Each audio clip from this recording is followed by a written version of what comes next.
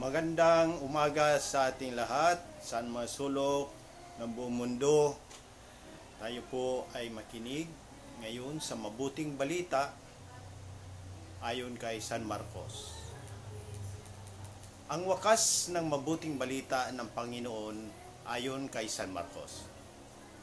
Noong panahong iyon, napakita si Jesus sa 11 alagad at sinabi sa kanila, "Humayo kayo sa buong sanlibutan at ipangaral ninyo sa lahat ang mabuting balita.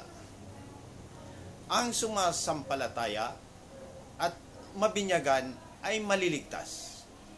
Ngunit ang hindi sumasampalataya ay parurusahan. Ang mga sumasampalataya ay magtataglay ng ganitong tanda ng kapangyarihan. Sa pangalan ko'y magpapalaya sila ng mga demonyo at magsasalita ng iba't ibang wika. Sila'y hindi maaano, dumampot man ng ahas o uminom ng lason, at gagaling ang mga may sakit na mapatungan ng kanilang kamay. Pagkatapos, magsalita sa kanila ang Panginoong Hesus ay inaakyat sa langit at lumuklok sa kanan ng Diyos. Humayo nga ang mga alagad at nangaral sa lahat ng dako. Tinulungan sila ng Panginoon sa gawain ito. Pinatutuhanan niya ang salitang kanilang ipinapangaral sa pamamagitan ng kapangyarihang gumawa ng himala na ipinagkaloob niya sa kanila. Ang mabuting balita ng Panginoon. Pagnilayan natin,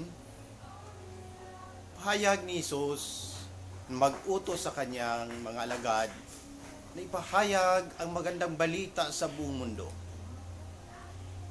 Ito na rin itong isang tawag sa mga Kristiyano na maging mga misyonero at maging daan upang ipalaganap ang mensahe ng kaligtasan.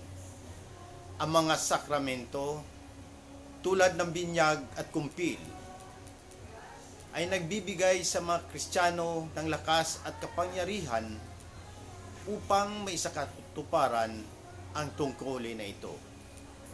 Maaring tingnan ang bersikulong ito bilang isang paalala sa bawat Kristiyano na mayroon silang responsibilidad na ipamahagi ang kanilang pananampalataya at pag-ibig sa iba. Ito ay hindi lamang tungkol sa pangangaral ng salita, kundi pati na rin sa pamamagitan ng kanilang mga kilos at pag-uugali. Ang mga salita ni Jesus ay nagtuturo sa atin na ang pagiging Kristiyano ay hindi lamang para sa sarili, kundi para sa paglingkod at pagmamahal sa iba, at para naman sa mga ina. Maligayang araw sa mga ina, sa pinagpalang Inang Maria, sa aking minamahal na asawa, sa aking mahal na ina, at sa lahat ng mga pambihirang ina sa buong mundo.